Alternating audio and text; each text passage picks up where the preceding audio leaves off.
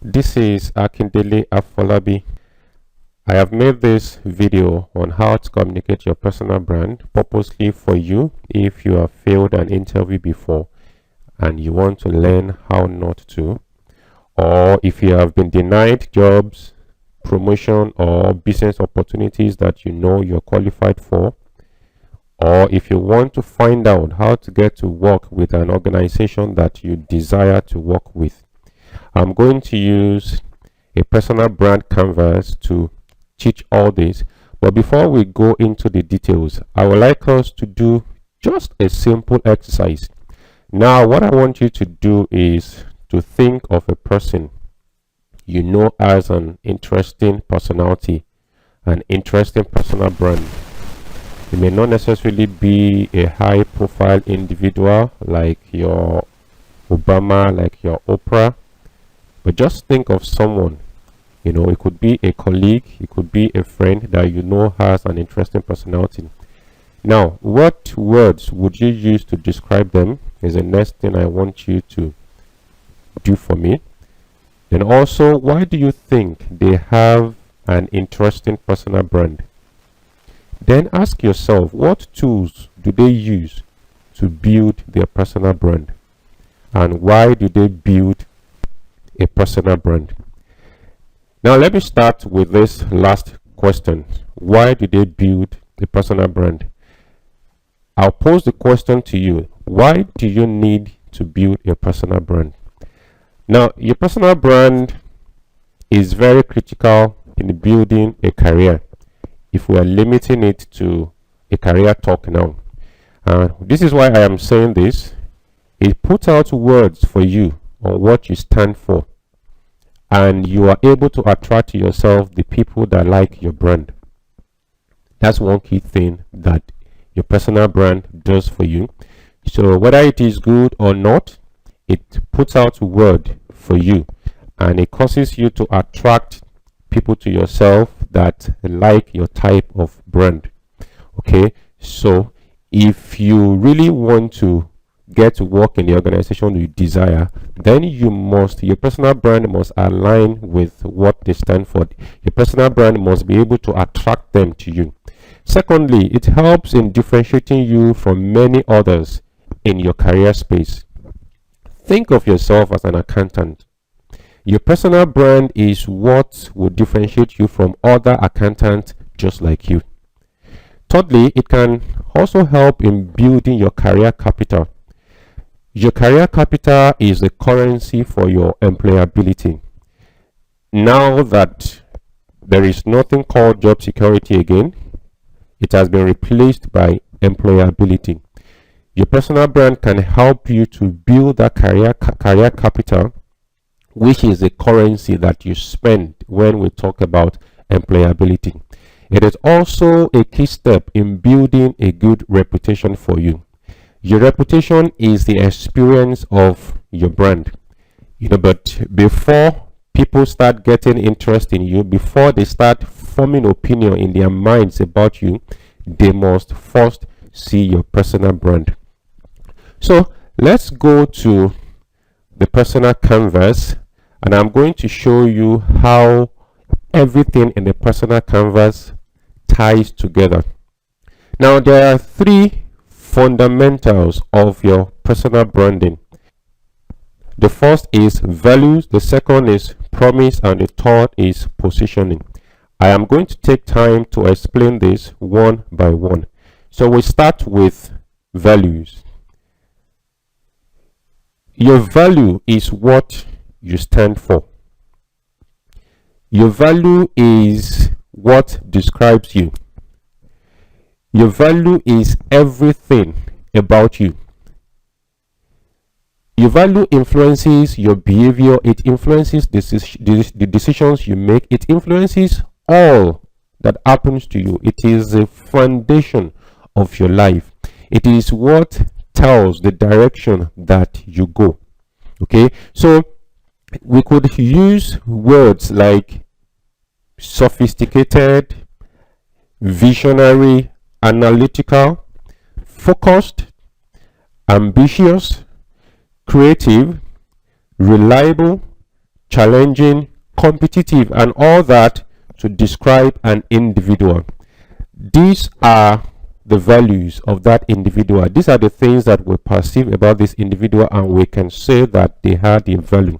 So you have your values, and you must be able to identify what your values are.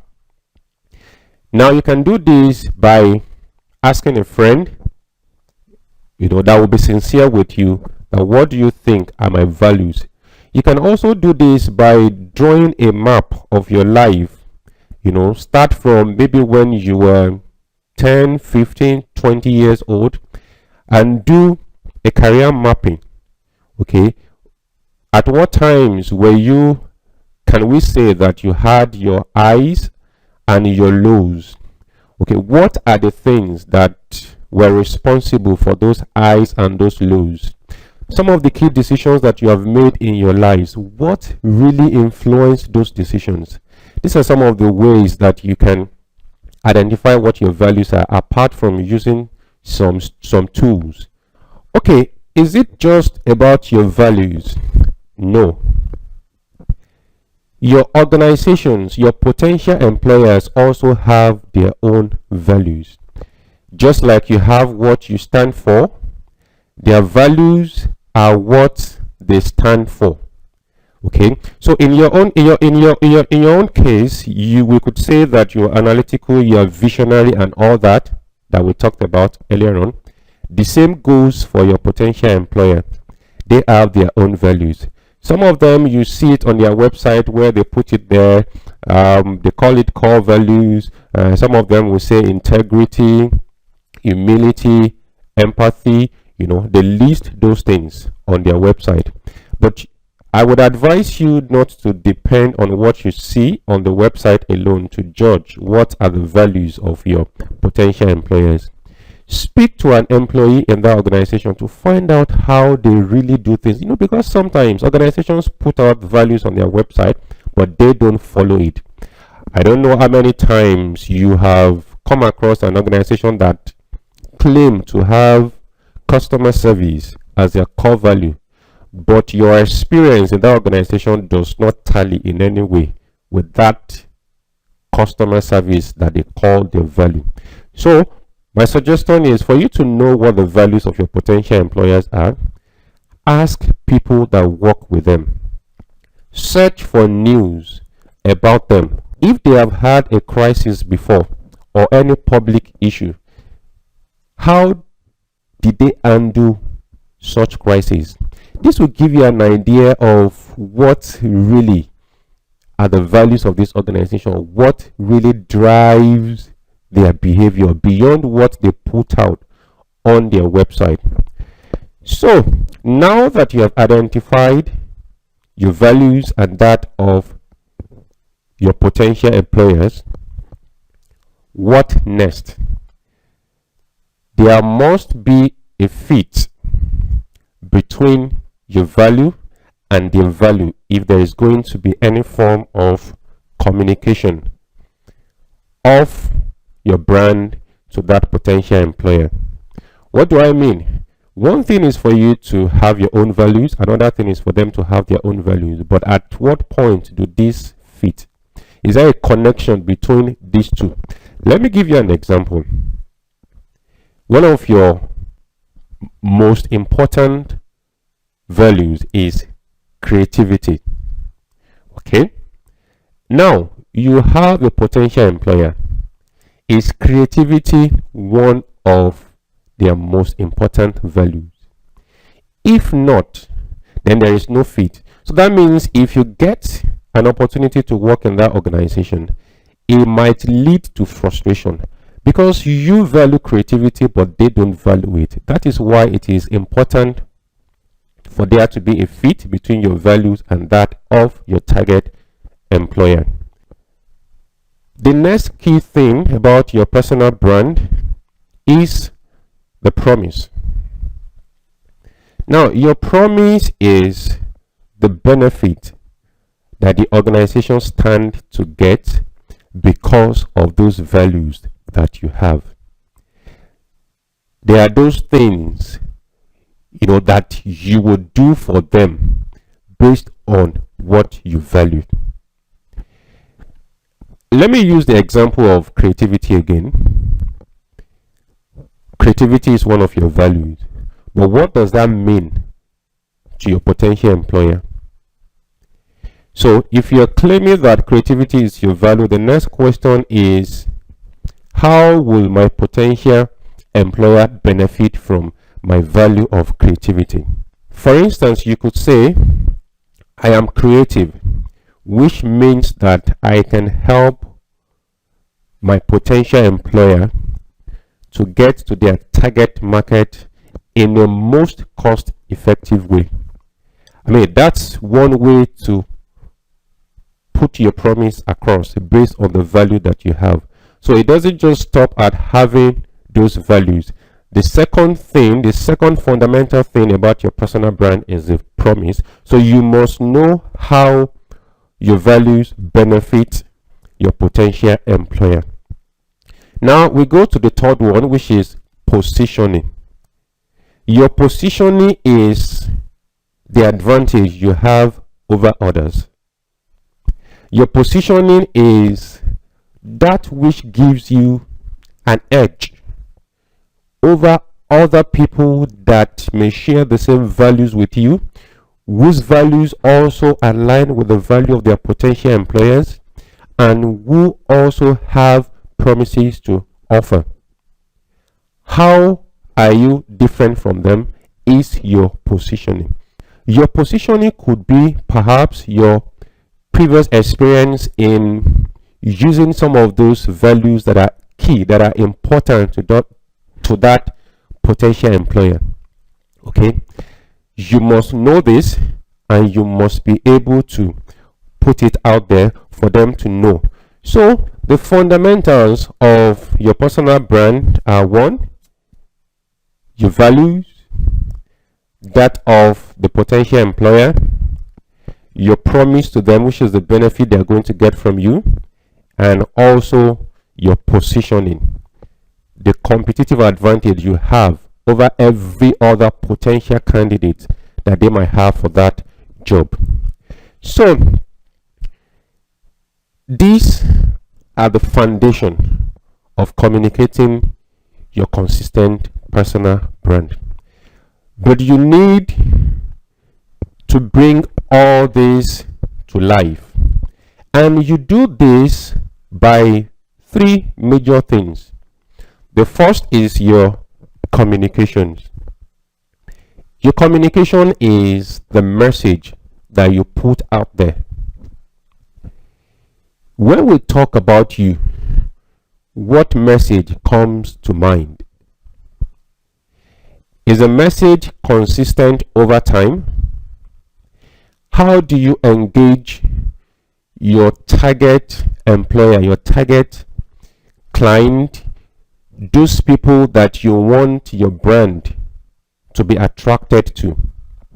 Where, when, how do you communicate with them? How is your use of social media? So basically, your communication is the message that you put out there. Now, the second one is your design, which is the medium that you use to put out your message. It is about you, your personal appearance, for instance, your clothing, okay, your digital materials, for instance, if you have a personal website, the look and the feel, which would in one way or the other tell people about you. If you have a blog, your LinkedIn profile, it's not just about the message which comes under communication, but also how is your LinkedIn profile, how is your resume constructed. If we look at your resume, is it full of errors, mistakes? If we look at your Facebook page, what information do we get from there? Okay, beyond what you are saying, those pictures that you put up there, the videos that you put up there, the things that you share, Now, the third one is your behavior. Your behavior is the most important thing in your brand. Why do I say that? Your behavior is an offshoot of your values. So it goes beyond just putting your values in communication.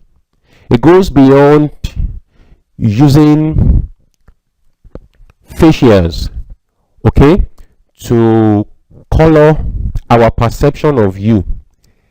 Your behavior is actually what gives out what your values are, because you cannot fake your behavior over a long period of time, and whichever way that you behave is the actual experience of your value. I don't know if you have gone for an interview before and you thought that you have done fantastically well. You thought that you are sure to get the job, but at the end of the day you got a regret email saying that we're sorry, we cannot proceed with your interview, that we would rather drop it at this point, and you're wondering why. It could be because your values, those things that you have communicated on your resume and what you say on your LinkedIn profile, they cannot experience them through your behavior when they engage with you in a discussion. You know, when interview is properly done, it is actually trying to elicit information about your past behavior so that they can make a judgment about your future behavior. So you must bear it in mind that when you go for an interview, it's an assessment of your behavior. Or when you go for an assessment center too, which actually gives you an opportunity to simulate a real life experience, what they are trying to do is to assess your behavior. So whatever they see, whatever they observe, it's going to be their conclusion about what your values are. So it is not just enough to have values written down, to claim that you are creative, to claim that, okay, you are analytical, you are strategic and all that. Those things must play out in your behavior. And if you look at this canvas, you will know that one thing that is very, very obvious, that is very is consistency. Consistency is key in communicating your personal brand. That's why you cannot claim to have certain values and it is not demonstrated in your behavior. You cannot claim to have certain values and we can't see how they benefit your potential employer. We cannot see those values being communicated in your message. They don't come across to us. We don't see them being passed out in your design. We look at your profile and we see mistakes. We look at your resume, we see mistakes. There is no consistency. So bear it in mind that consistency is very key. Now I want you to do something for me. I want you to do exercise which will help to bring to bear what I have been talking about. This is what I want you to do. Choose a friend or a colleague and work with that person to 1. Identify their personal values. 2. Identify their target employer's values. 3. What makes you think those are their values? In other words, your friend that you have helped to identify his or her personal value, what makes you think that this is the friend's value? Then secondly, the target employer, what makes you think that those values that you have written down are what the target employers stand for? Remember, I told you earlier that don't judge your target employer based on the values that they put out on their website. Speak to employees of that organization. Search for news about them. That will actually give you an idea of what they truly live. Then number 4, is there a fit between your friends or your colleagues' value and that of the target employer? Identify their brand promise and positioning. In other words, based on their values, what do they benefit the potential employer, and how well positioned are they. Okay, this is an exercise that you need to take time to do, because you might not really have an opportunity to know other potential candidates for the job. So this means that whatever it would take you, you must be well positioned, because you don't know what the next person that is interested in that job is coming up with. So for you, your positioning must be properly done. You must put forward all those advantages that you have in a way that will show your potential employer that you are the best thing that can ever happen to them. And number 6, identify one way, as much as it is applicable, that you can use communication, design, and behavior to bring to life the personal brand of your friend or your colleague that you're working with. And after doing this for your friend, take turn. Let your friend also take you through the same process, and let's see what you come up with at the end of the day. Now, before I end this training, one thing I want you to do for me, so that it's not just going to be one of those things that you listen to and you don't take action, to come up with an action plan. I want you to write out, based on what you have learned from this video, 3 things that you are going to do before the end of this week, before the end of this month, to boost your personal brand. Now, I want you to also have an accountability partner that you will tell that, okay, these are the 3 things that I want to do based on what I learned from this video. Could you please help me to track my progress? I would like to do this over a period of 1 week, over a period of 1 month. Please help me so that I can go through this. If you do this, then you are on your way to actually benefiting from this training program, because it is not just listening to things, reading books that make us learn. We learn by doing. Any questions on this training, you could send an email to services@thecareeredge.biz. And if you want more of training programs like this, you could join our Facebook group, where we share insights for career success. Thank you very much for listening.